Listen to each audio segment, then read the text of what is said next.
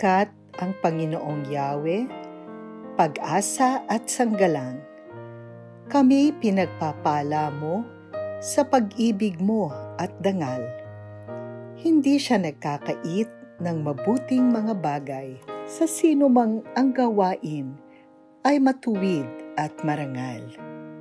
O Yahweh, ang Diyos na makapangyarihan sa lahat, ang magtiwala sa iyo'y masasabing mapalad. Tayo po ay magpatuloy sa pagmumuni-muni sa harapan ng ating Panginoon.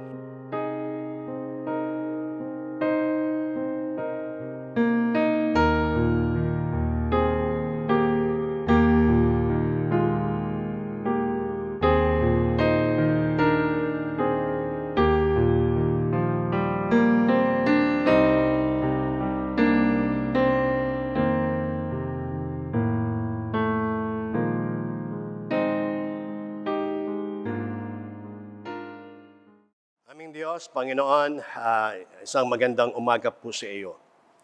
Araw na kung saan ay tinuro mo sa amin na kami ay sasamba po sa iyo sa araw na ito. Panginoon, purihin ka. Sambahin ka namin, Panginoon, sa Espiritu at sa katotohanan. Magpasalamat kami, Panginoon, sa pagkakataon na sa ganitong kalalagayan ay kami ay patuloy na nakakasamba po sa iyo, Panginoon. Marami pong salamat. Maraming salamat sa buhay, sa kalakasan. Maraming salamat sa panahon ng karamdaman, ang kagalingan, ang aming naranasan. Panginoon, marami pong salamat. Lumalapit po kami sa iyo.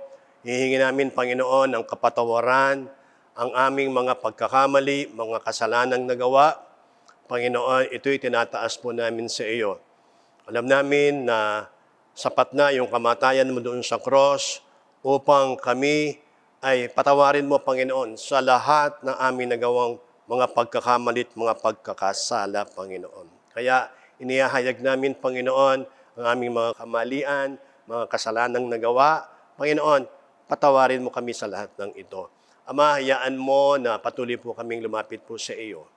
Patuloy naming dalangin ang aming Iglesia Evangelika Unida de Cristo sa kanyang pangkalaganapan, ang lahat ng iyong mga anak, mga generales, obispo, ang direktoryo, ang lahat ng kapasturan.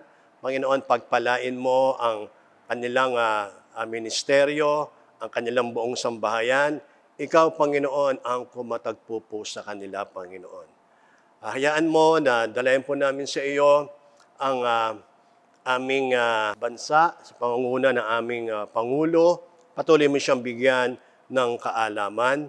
Patuloy mo siyang bigyan ng self-control sa lahat ng kanyang sasabihin, sa lahat ng kanyang ninanais, Panginoon. Gamitin mo siya. Siya yung pinili mo at ikaw ang Diyos na magdidirect sa kanya, Panginoon, sa lahat ng kanyang nais gawin, Panginoon. Kaya pagpalain mo siya, maging ang kanyang buong sambahayan, Panginoon. Patuloy namin tinataas yan at lahat ng kanyang mga gawain, lalong higit yung sa panahong ito, yung pagsasaayos ng vaccine at yung mga tatanggap nito. Panginoon, ikaw ang patuloy na magpala dito, Panginoon. Pagpalain mo siya, maging ang kanyang gobyerno, Panginoon. Patuloy namin dalangin ang aming iglesia dito sa Tipas, ang lahat ng iyong mga anak na pinili upang gamitin, Panginoon, sa paglilingkod. Ang mga pastor, assistant pastor, ang konsilyo, Panginoon, ikaw ang patuloy na kumatagpo sa bawat isa. Panginoon, hayaan mo na iyong pagpapala, ang kagalingan kung sa panahon ng karamdaman ay nandun ka upang kami ay hipuin at makaranas ang bawat isa ng kagalingan, Panginoon. Pagpalain mo ang Iglesia ng Tipas sa lahat ng anggulo ng kanilang paglilingkod. Panginoon, hayaan mo na sa pagkakataong ito, sa aming pakikinig ng iyong mensahe, ang iyong biyaya at pagpapala, Panginoon, ang iyong banal na salita, Panginoon, ang aming marinig. At ito yung patuloy mong ipaparealize sa amin na ang iyong mensahe, hindi lamang sa pakikinig, kundi kung papaano namin ito isasabuhay, Panginoon. Marami pong salamat, Ama. Ang lahat na ito yung aming dalangin sa makapangyarihang pangalan ni Jesus. Amen.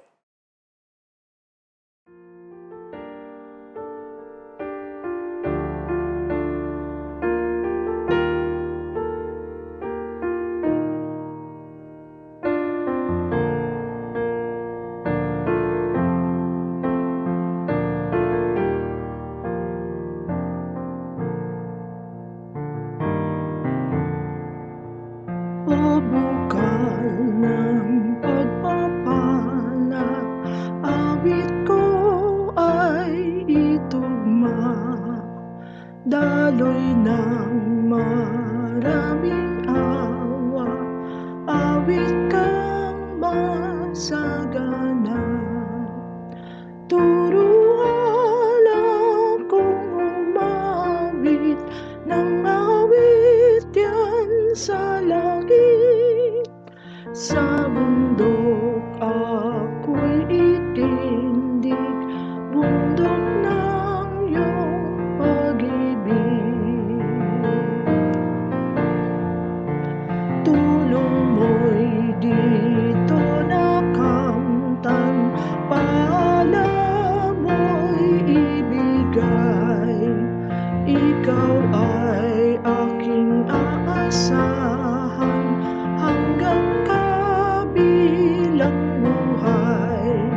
Si Jesus ako'y hinanap nang ako'y maglagalak, upang ako'y maligtas, dugo niya'y ibinayad. Sa awa mo't kabutihan, buhay ko'y aking utang, hakbang ko'y iyong pangunahan, at nang di na maligaw, ang abang puso kong handog, marapatin mo, Diyos. Tatakan mo ng pag-irog, tandang ako'y kay Jesus. O bukal ng pagpapala, awit ko ay itugma, daloy ng maraming awa, awit kang masagana. Turuan akong umawit ng awit yan sa langit. Sa bundok ako'y itindig, bundok ng iyong pag-ibig. Sa bundok ako'y itindig, bundok ng iyong pag-ibig.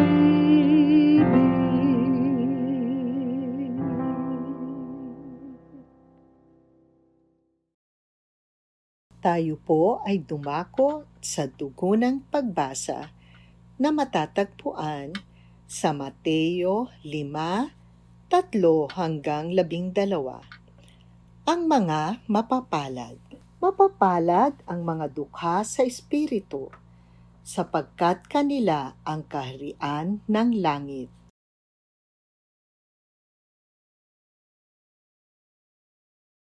Mapapalad ang mga mapagpakumbaba, sapagkat mamanahin nila ang lupa.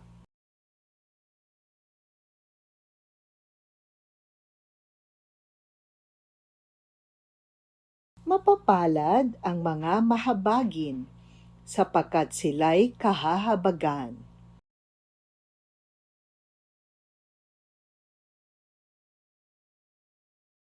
Mapapalad ang mga mapagpayapa, sapagkat sila ay tatawaging mga anak ng Diyos.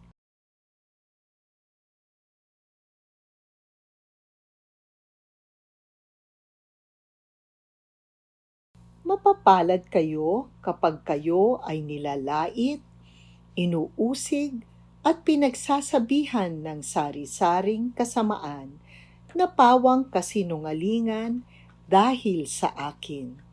Tayo pong lahat, magalak kayo at magsaya, sapagkat malaki ang gantimpala ninyo sa langit, sapagkat gayon din nila inusig ang mga propeta na nauna sa inyo.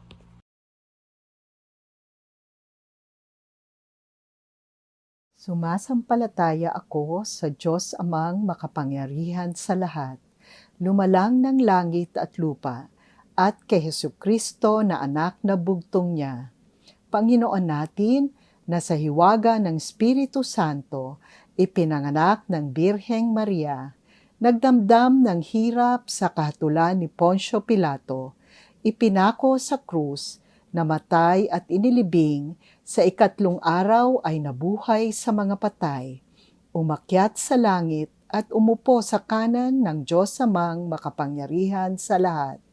Doon magmumula at paririto upang humukom sa mga buhay at mga patay. Sinasampalatayanan ko ang Espiritu Santo, ang banal na iglesyang laganap, ang pagkakaisa ng mga banal, ang kapatawaran sa mga kasalanan, ang kabuhayan ng katawan, at ang buhay na walang hanggan, siya nawa.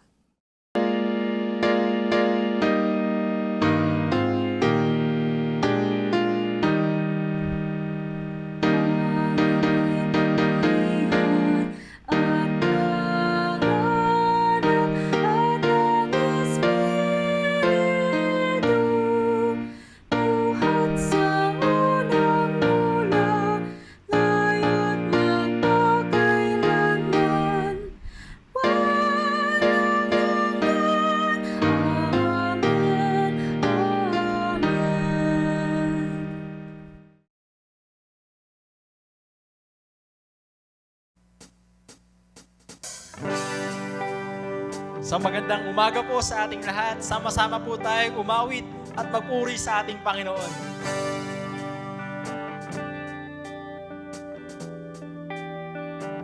Tayo pong lahat. Oh dear God, we ask for your favor. Come and sweep through this place. Oh, we desire you. I just wanna be with you, be where you are, dwell in your presence, oh God. Oh, I wanna walk with you. Tayo mong lahat. And I will climb these mountains, and I step off the shore, and I have chosen to follow and be by your side forevermore.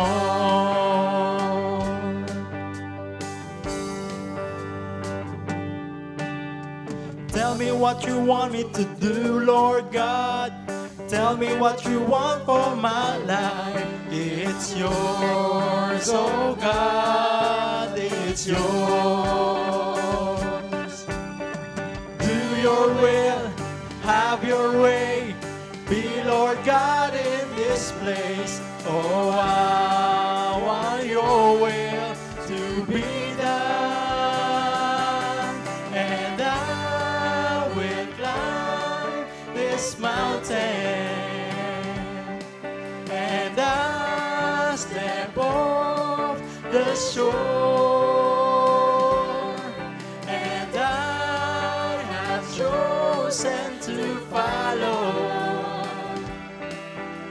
and be by your side forevermore. And I will climb this mountain, and I step off the shore, and I have chosen to follow and be by your side forevermore, and be by your side forevermore,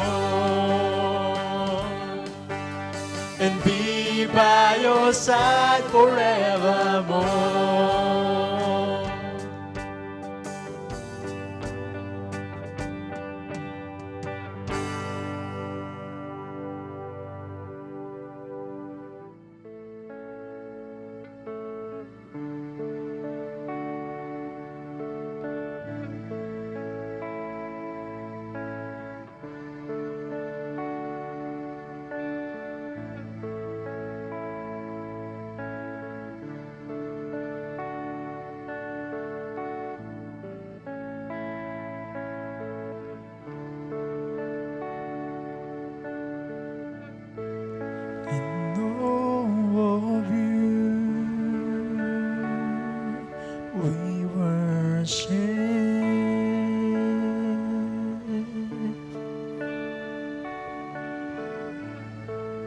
and stand amazed at your great love.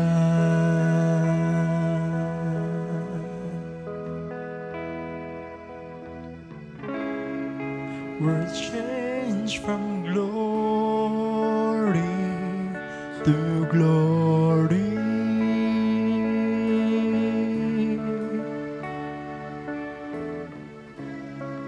We set our hearts on you, our God.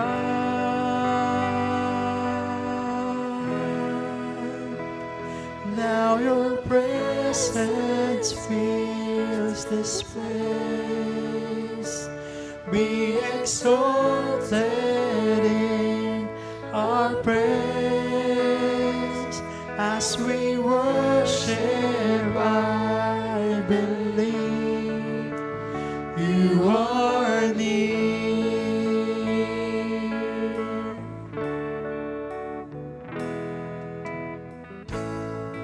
In all of you,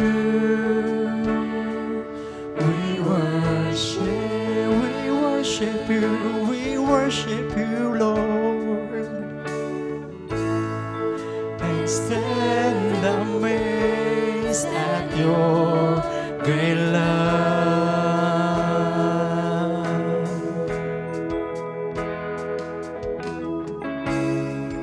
We're changed from glory to glory.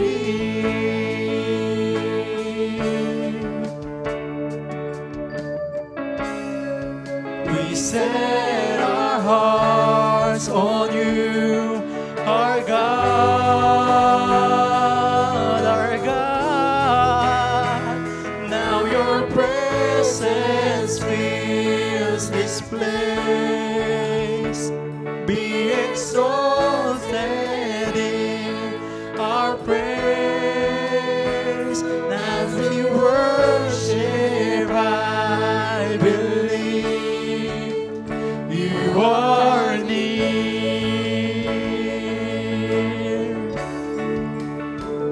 Now your presence fills this place. Be exalted in our praise. As we worship, I believe you are near. Let us all sing blessing and honor and glory and power forever, forever. Blessing and honor and glory and power forever, forever. Blessing and honor and glory and power forever, forever.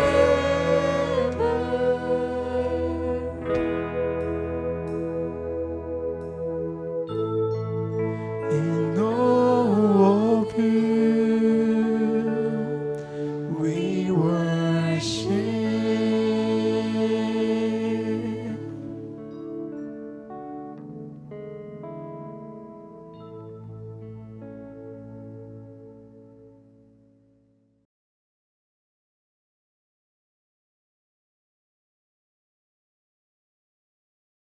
Isang magandang umaga sa inyong lahat. Tayo ay sasambang muli sa araw na ito sa ating makapangyarihang Diyos na lumikha ng lahat ng bagay at nagbigay ng kanyang buhay para sa katubusan at sa kapatawaran ng ating mga kasalanan. Kung babalikan natin, last year, March 14, 2020, second Sunday. At ngayon ay March 14, 2021. Ito yung huling pagtitipon natin. Pagsamba o ngayon tinatawag nating face-to-face. 1 year na po tayo sa pandemic. Coronavirus o COVID-19. Paalala ko po, meron tayong council meeting pagkatapos ng worship natin ngayon sa ganap na ika-11 ng umaga. Ang lahat ay inaasahan sa Zoom meeting na ito. Ano ba yung mga advantages and disadvantages na nagawa ng pandemic sa buhay ng bawat isa sa atin? Ano ba yung mga naituro nito sa atin? Natuto tayo, nahirapan sa mga pagbabago, nag-adjust sa maraming pagkakataon. Subalit, ang biyaya ng Panginoon ang sumaatin at patuloy na suma sa atin. Noong nakalipas na mga buwan, linggo ay ating napag-aralan ang pangangaral ni Juan Bautista. Binautismohan si Jesus, ang pagtukso kay Jesus, sinimula ni Jesus ang kanyang gawain sa Galilea. Pagtawag sa 4 na mangingisda at nung isang linggo, pag-aralan natin ang iglesia o ecclesia. Ngayong umaga, ang ating aralin ay yung The Sermon on the Mount or the Beatitudes.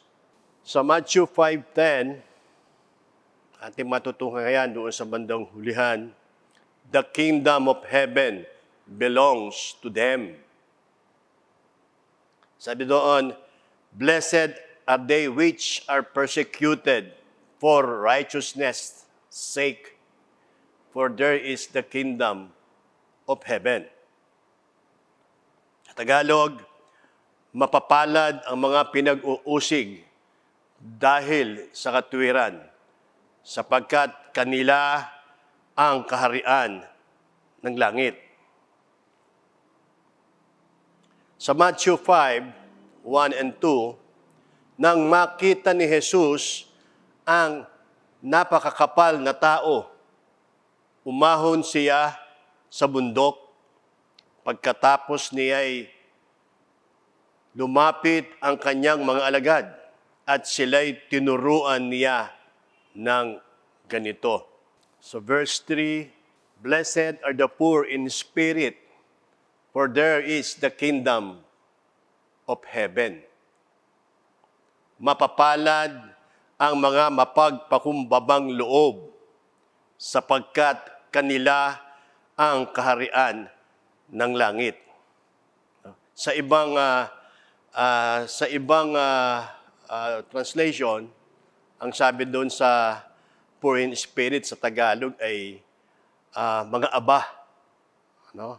Ibig sabihin, aba, ito yung mga mahihirap, walang kakayanan, yung spiritual na bagay, wala sila. No? Kaya nga poor in spirit. At ang sabi doon ay yung mga aba, ang inaasahan nila ang Panginoon lamang. No? Kaya ang sabi nga doon sila'y aba, pero ang Diyos ang suma sa kanila. Yung aba, sabi nga malapit ang puso ng ating Panginoon sa mga mahihirap. Doon sa verse 4, sabi, blessed are they that mourn, for they shall be comforted. Mapapalad ang mga nangahahapis, sapagkat sila'y aaliwin. So verse 5, blessed are the meek, for they shall inherit the earth. Mapapalad ang maaamo, sapagkat mamanahin nila ang lupa.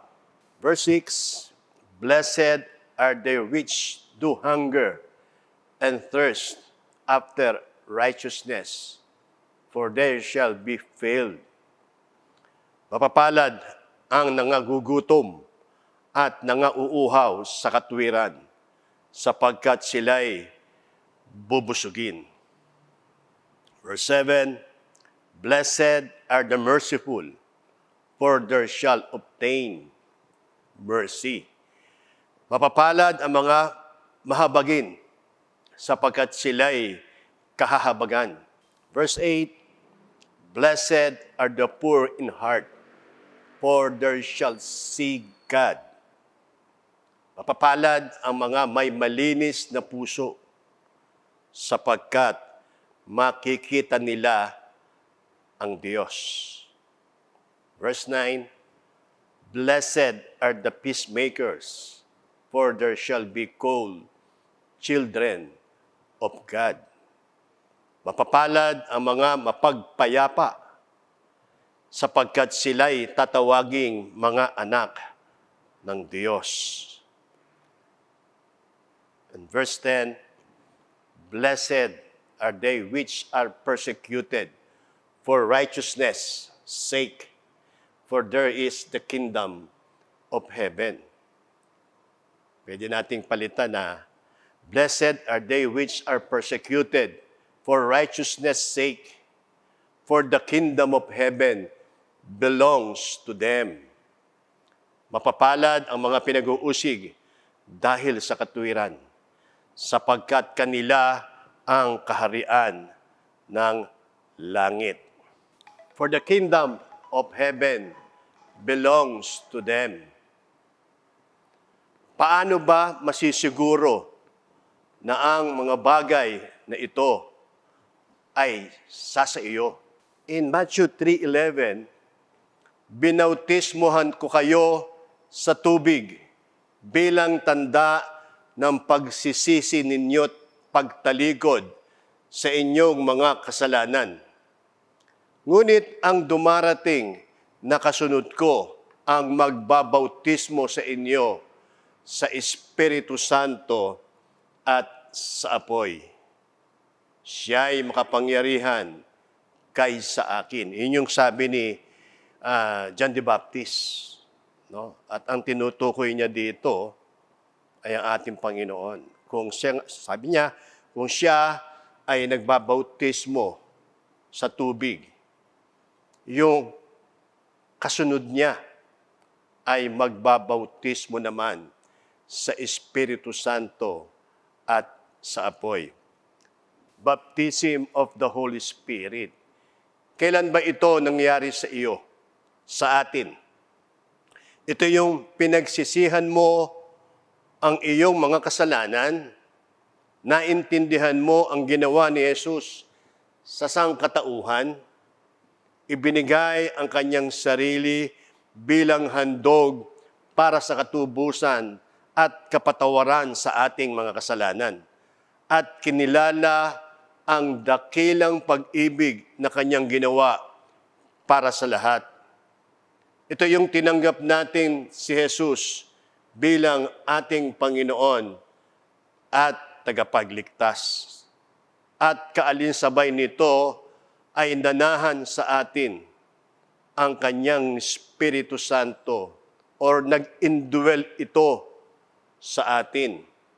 At ang kapangyarihan ng kanyang Espiritu ay nasa sa atin. Kaya nga, ang sabi nga doon sa sulat ni Apostol Pablo sa 1 Corinthians 3:16, hindi ba ninyo alam na kayo'y templo ng Diyos at naninirahan sa inyo ang kanyang Espiritu?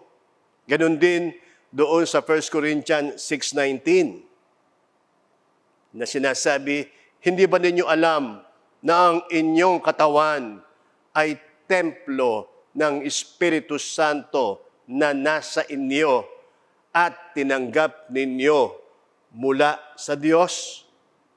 At naroon ang pagbabago sapagkat may bunga ang Espiritong nasa sa atin.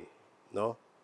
Kaya nga, ating matutuhayan sa Galatians 5:22 and 23, ang sabi doon, but the fruit of the Spirit is love, joy, peace, long-suffering, gentleness, goodness, faith, meekness, and temperance.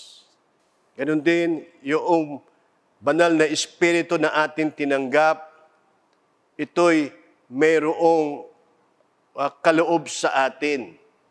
No? Or the gift of the Spirit. No? Mas maganda ito, basahin nyo doon sa Romans chapter 12, yung buong chapter 12, at yung 1 Corinthians chapter 12 din.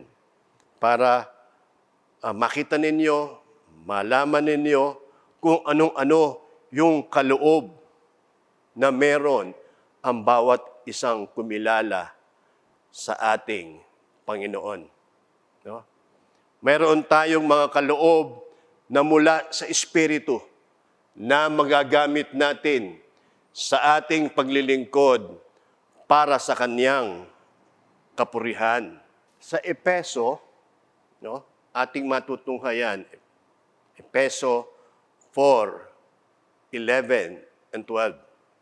Sabi doon, at ang iba'y ginawang apostol, ang iba'y propeta, ang iba'y ebanghelista, ang iba'y pastor at guro.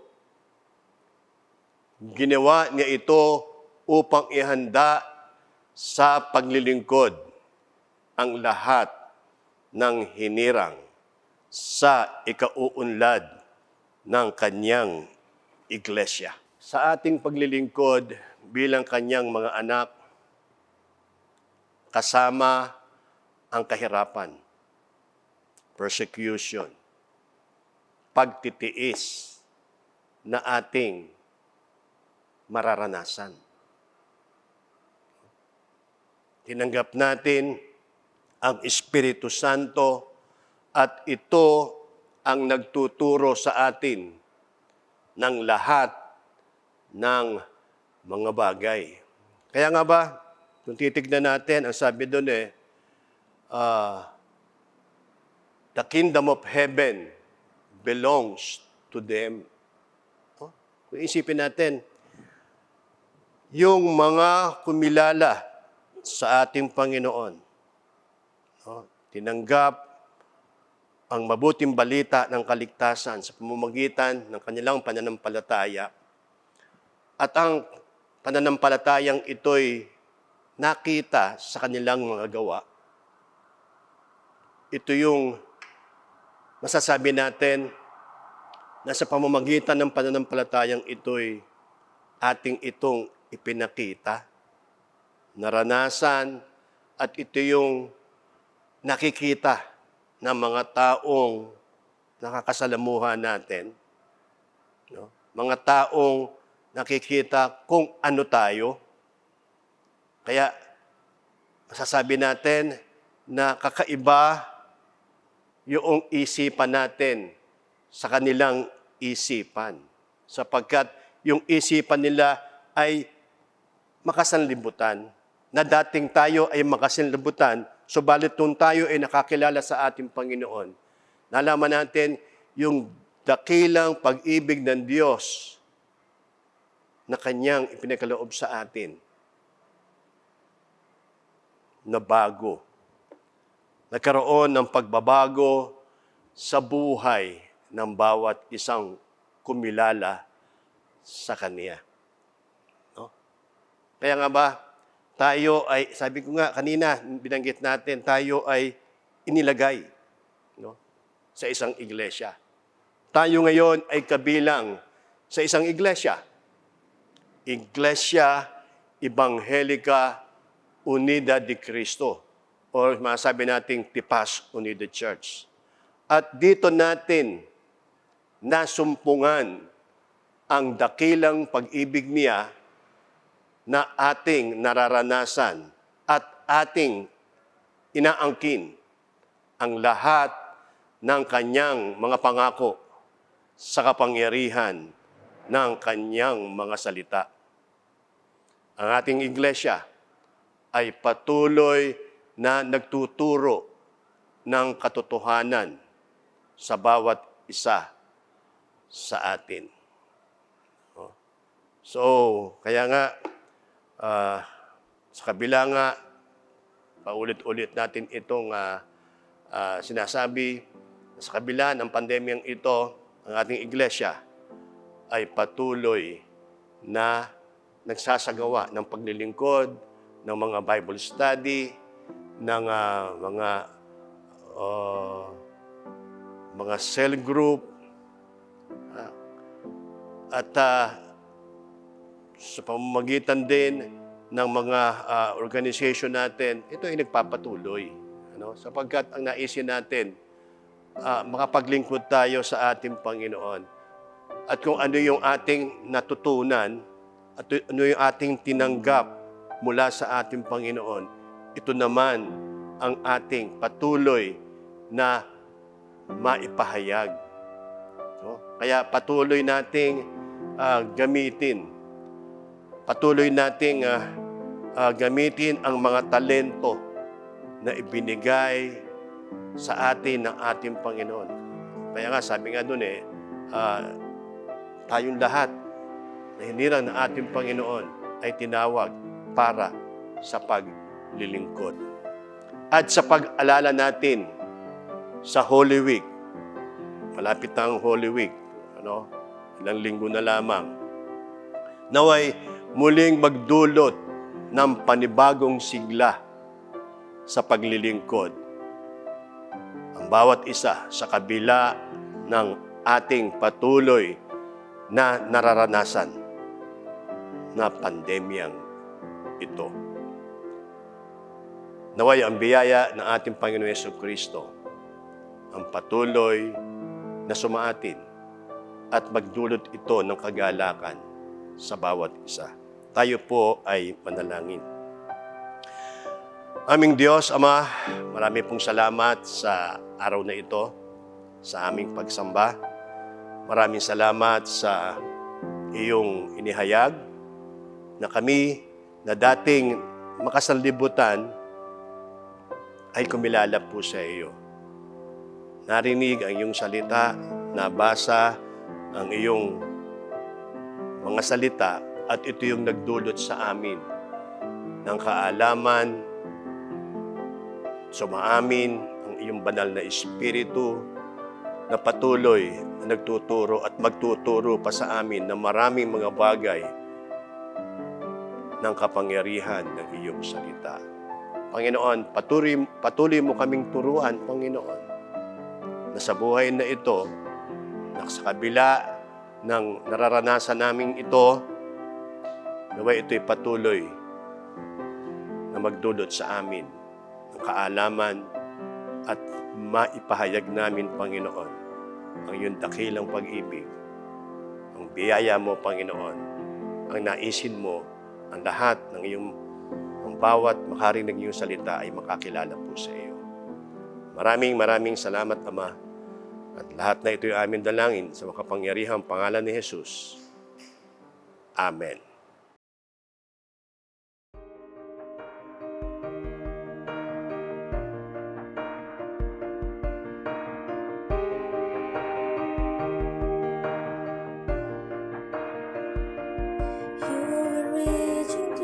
Storm, walking on the water, even when I could not see.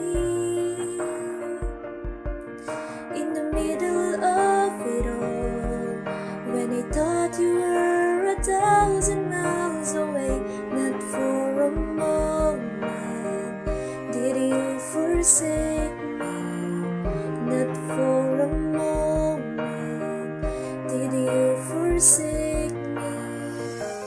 After all, you are constant. After all, you are all we get.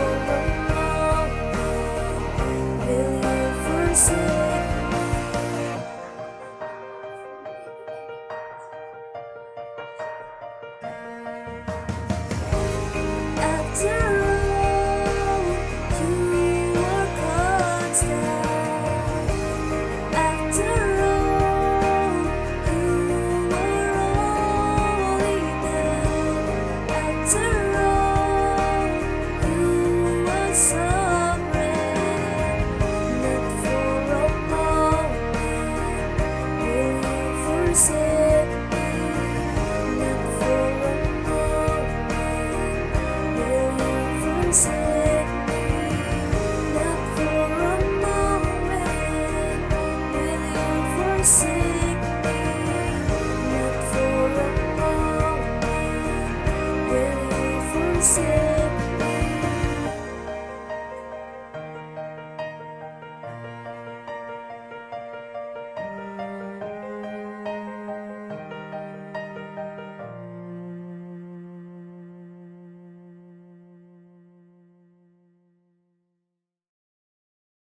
Panginoon, patuloy po kaming sumasamba po sa iyo. Hayaan mo na kami ay magpasalamat sa mga pagpapalang aming tinanggap. Panginoon, ang ilan ay nagdaos ng kaarawan, pakapagpalain mo po sila. Ikaw ang patuloy na kumatag po sa kanilang mga buhay. Patuloy mo silang bigyan ng kalakasan, mahabang buhay. Yun din ang lahat ng mga nagdaos ng kanilang anibersaryo ng kasal, patuloy mong patatagin ang kanilang pagsasama bilang mag-asawa, pagpalain mo ang kanilang buong sambahayan, Panginoon. At ang ilan, Panginoon, sa iyong biyaya, nakaranas sila ng kakaibang pagpapala at ang naisin nila ay ito'y ipagpasalamat po sa iyo. Sa pamamagitan ng pagpapato ng kamay ng iyong lingkod sa kanilang mga ulo, igawad mo, Ama, ang iyong makapangyarihang basbas. Pagpalain nawa kayo ng Panginoon at tingatan kayo, paliwanagin nawa ng Panginoon ang kanyang mukha sa inyo at mahabag sa inyo. Ilingap nawa ng Panginoon ang kanyang mukha sa inyo at bigyan kayo ng kapayapaan mula ngayon at magpakailan-kailanman. Amen.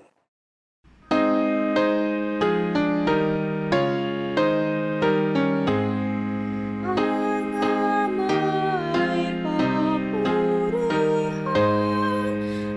Anak, Espiritong Banal, ng mga taong nilalang at ng tanang sanlangitan.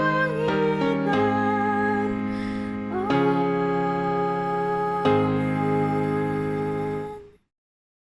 Ama, sa pagkakataong ito, igawad mo ang iyong makapangyarihang bendisyon. Ang hindi matingkalang pag-ibig ng Diyos ang sumasaibabaw ng lahat ng pag-iisip, ang siyang manahanawa sa inyong mga puso sa pamamagitan ng ating Panginoon sa Kristo at ang pagpapala ng Ama, ng Anak at ng Espiritu Santo ang siya na mag-ingat at mag-ampon sa atin mula ngayon at magpakailan-kailanman. Amen.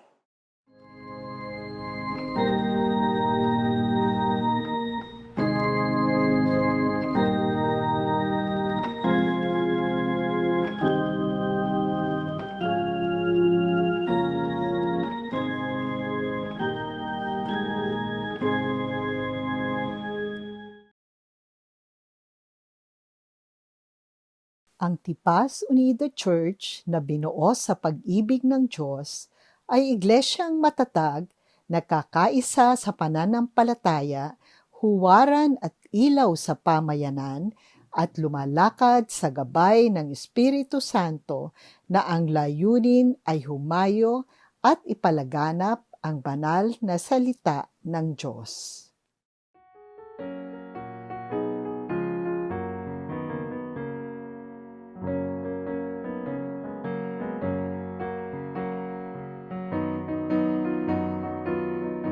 Magandang umaga po sa ating lahat para po sa ating mga pagbabalita ngayon pong March 14, 2021 sa atin pong naging Sunday Worship Service. Ang nagbigay po ng mensahe, Reverend Fermin Lantan, tanging awit, Sister Kim Moral, praise and worship sa pangunguna ni Brother G-Boy Ocol, hymns leaders po natin, Sister Grace Cayabyab at Sister Wendy Encabo, narration leader, Sister Pearl Katahan at video editor, Brother Nuri Ordonez. Para po sa ating midweek service and prayer meeting sa darating na March 18, 2021, ito po ay sa ganap na 7:30 ng gabi. Ang magbibigay po ng mensahe, Sister Pearl Katahan, testimony, Sister Fe Fajardo, praise and worship sa panguna po ng ating praise and worship team.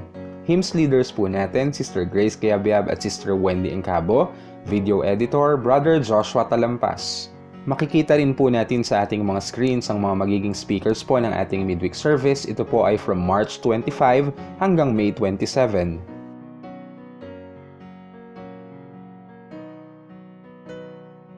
Para naman po sa ating Sunday worship service sa darating na March 21, 2021, ito po ay sa ganap na 9 ng umaga. Ang magbibigay ng mensahe, Predicador June Pagsisihan, tanging awit, Sister Gay Carlos. Praise and worship sa pangunan ni Brother Erin Lantan. Hymns leaders po natin, Sister Grace Cayabyab at Sister Wendy Encabo. Narration leader, Assistant Pastor Joey Talampas at video editor, Brother Nuri Ordonez.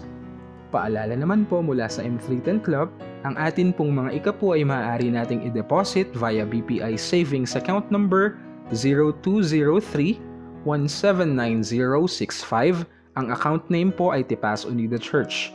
Pwede rin po natin itong i-transfer via GCash. Ang GCash number po ay 0917-531-2614 at ang account name ay Lady Adelaide Filio. Ang deposit slip or transfer confirmation ay kunan ng picture sa phone at ipadala as private message kay kapatid na Lady Filio para ma-record.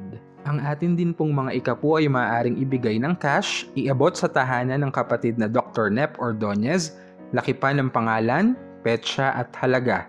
Makikita rin po natin ang schedule ng atin pong Bible reading and reflection para sa linggong ito.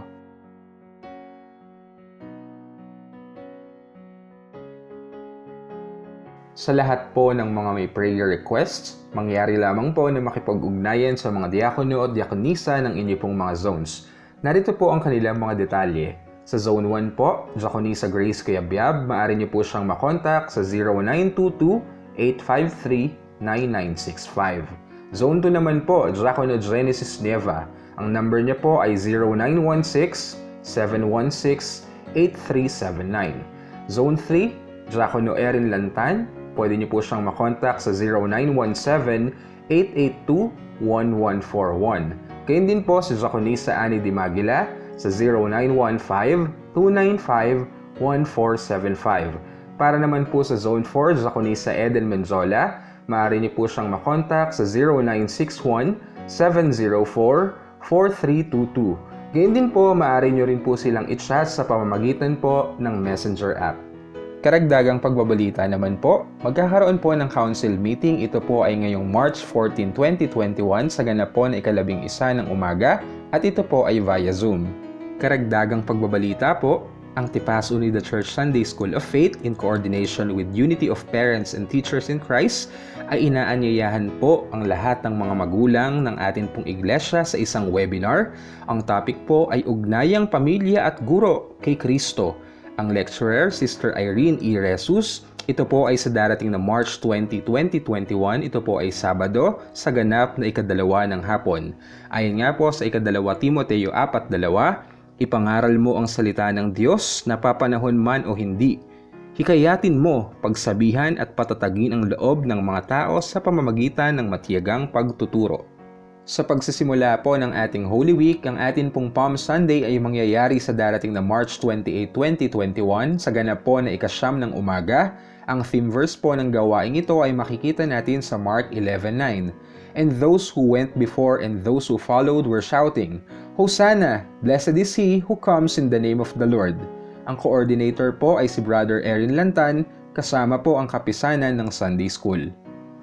Para po sa ating Holy Week 2021, ito po ay may temang Called to be Holy. Ito po ay may theme verse na matatagpuan po natin sa 2 Timothy 1:9. He has saved us and called us to a holy life, not because of anything we have done, but because of His own purpose and grace, which was given to us in Christ Jesus before time began. Atin pong batiin ang ating mga kapatiran na magdiriwang ng kanilang kaarawan para sa linggong ito. Sa darating po na March 15, Brother Miko Magbalana. March 17, Brother Willie Almeria. March 20, ang inyo pong lingkod. At March 20 rin po, Sister Pearl Katahan.